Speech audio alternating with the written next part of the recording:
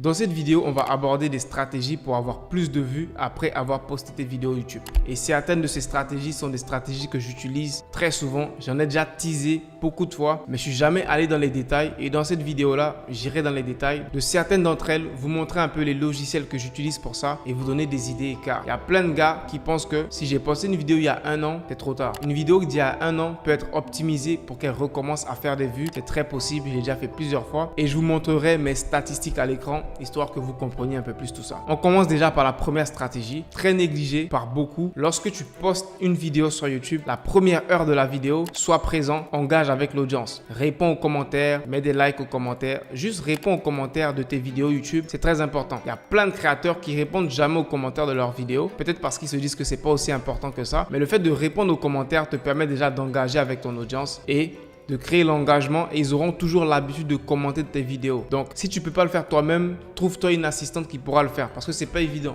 Si tu postes des vidéos tout le temps, être tout le temps toi-même là présent à répondre aux commentaires, c'est pas forcément évident, mais la majorité d'entre vous n'ont pas forcément les moyens de se payer une personne pour le faire à leur place. Donc, vous allez devoir être obligé de le faire vous-même, ok? Dans la première heure de votre vidéo, répondez à tous les commentaires, mettez des likes aux commentaires, interagissez avec les commentaires, mais pas que ça. Juste répondez constamment toujours aux commentaires. Donne-toi 30 minutes, voire 1 heure par jour juste pour répondre aux commentaires. Et ça aide à engager avec l'audience. Et pour ceux qui connaissent les réseaux sociaux, plus il y a de l'engagement sur ton contenu, plus l'algorithme va pousser ton contenu. C'est logique, il n'y a rien de sorcier dedans. Donc c'est la première stratégie pour être sûr de pouvoir booster les vues de tes vidéos après les avoir postées, c'est d'avoir de l'engagement et de répondre aux commentaires de tes abonnés. Deuxième point, qui est une stratégie que j'ai longtemps teasée, il y a eu pas mal de gars qui m'ont demandé exactement comment je le fais, c'est le fait de changer tes titres et tes miniatures après avoir posté des vidéos. Juste en changeant le titre d'une vidéo, même 1 an après, la vidéo peut reprendre et recontinuer à faire des vues. Je l'ai fait plusieurs fois, j'en ai déjà parlé. Je ne suis jamais rentré dans les détails parce que normalement, ce sont des stratégies avancées que je partage dans ma formation. Je ne vais pas détailler complètement ce genre de stratégie, sinon ce ne serait pas juste pour les personnes qui payent mes formations. Donc voici le logiciel que j'utilise pour changer les titres et les miniatures de mes vidéos. Il y a plusieurs qui l'ont remarqué à plusieurs reprises à chaque fois. Quand tu viens sur une vidéo que tu as l'habitude de regarder, tu te rends compte qu'Ibrahim a changé le titre, tu ne retrouves plus la vidéo. Tu te rends compte qu'Ibrahim a changé la miniature, tu ne retrouves plus la vidéo. Si je le fais, c'est parce que quand tu changes les titres, ça a un impact sur les vues. Quand tu changes les miniatures, ça a un impact dessus. Donc c'est pour ça que je le fais constamment. Je change beaucoup de titres, je teste beaucoup de miniatures. Je suis quelqu'un qui teste beaucoup, ok?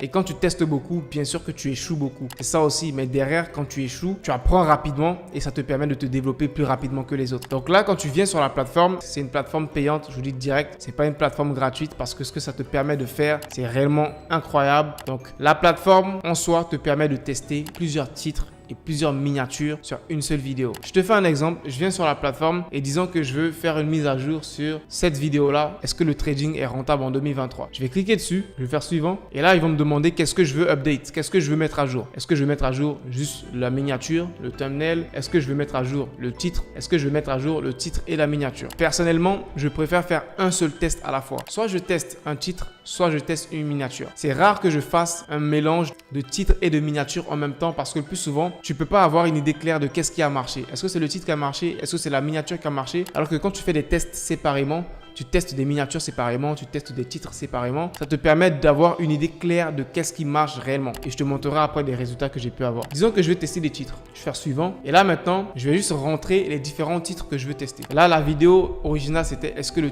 trading est rentable en 2023? Disons que je veux tester par exemple le trading, une arnaque en 2023. Voilà, je vais tester ce titre-là. Pourquoi pas tester le trading? Ça ne marche plus en 2023. Voilà. Donc là, tu pourras tester, si je ne me trompe pas, jusqu'à 10 titres à la fois. C'est-à-dire que tu pourras tester 10 différents titres sur une seule vidéo et le logiciel va automatiquement changer ça tous les jours. Disons que je vais tester ces 2 titres-là. Je vais faire suivant. Voilà. Et là, ce qui va se passer, c'est que le logiciel va tester le titre original. Il va le comparer à ces 2 nouveaux titres que j'ai mis. Et à la fin, il va me donner un résultat pour me dire lequel est le meilleur parmi ces titres-là en fonction des résultats qu'on a eu. Et là, quand tu finis, tu fais run le test. Là, je ne vais pas lancer le test parce que je n'ai pas forcément envie de faire ce test-là. Mais je vais venir ici dans les tests que j'ai eu à faire dans le passé, histoire de vous montrer un des tests où j'ai eu vraiment des résultats assez intéressants juste en changeant le titre. Je me rappelle, il y avait une vidéo là que j'avais testée qui avait très bien marché. Voilà, c'est celle-là. Une vidéo qui était très controversée, il y a eu pas mal de personnes qui ont parlé. Bref, c'était la vidéo sur les paris sportifs. Cette vidéo-là, j'ai testé 5 titres différents sur la vidéo et il y a un titre qui est drastiquement sorti du lot. Donc lorsque j'ai trouvé ce titre-là, il a complètement propulsé la vidéo jusqu'à aujourd'hui 68 000 vues en 2 mois sur cette nouvelle chaîne YouTube Daily que j'avais créée. La chaîne YouTube qui a atteint les 60 000 très récemment. Merci à vous. Abonnez-vous. Si ce n'est pas déjà fait, c'est gratuit. Mettez un gros pouce bleu, ça vous coûte absolument rien. Ok?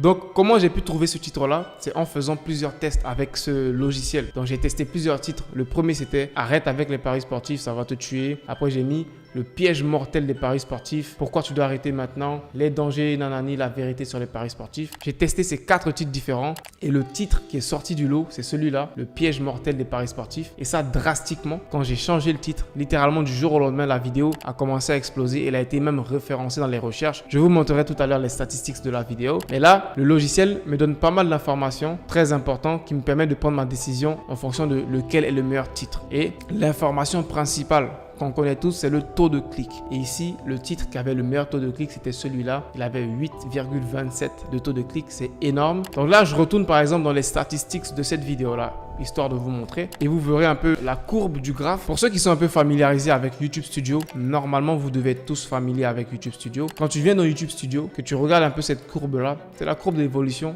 des vues de ta vidéo. Et tu peux voir qu'il y a plusieurs moments où la vidéo a fait des pics, où elle a commencé à avoir drastiquement beaucoup plus de vues. Et bien, c'est les moments où je testais plusieurs titres sur la vidéo jusqu'à trouver le bon titre. Et aujourd'hui, la vidéo est référencée de ouf dans les recherches. C'est principalement de là que vient la majorité des vues. Et si je viens dans couverture, tu verras que le taux de clic il est énorme, 8%. 8% de taux de clic, c'est énorme, surtout que c'est une vieille vidéo. Ensuite, quand je descends, tu verras qu'elle est référencée pour le mot-clé OneXBet. C'est-à-dire que la majorité des gens qui tombent sur cette vidéo-là, c'est des gens qui veulent chercher des tutoriels sur OneXBet et tombent sur une vidéo qui leur dit « Arrête avec les paris sportifs ». Bref, c'est la deuxième stratégie que j'utilise pour pouvoir avoir plus de vues sur mes vidéos après les avoir postées. Essaie de les appliquer et tu verras quel genre de résultats tu pourras avoir. Pour ceux qui veulent un plan d'action pour se lancer sur YouTube en 2023, il y a une formation complètement gratuite dans la description. C'est gratuit, tu n'as aucune excuse et ça te permettra de te lancer. Donc clique sur le lien dans la description et on se retrouve à la prochaine vidéo. Allez, peace out.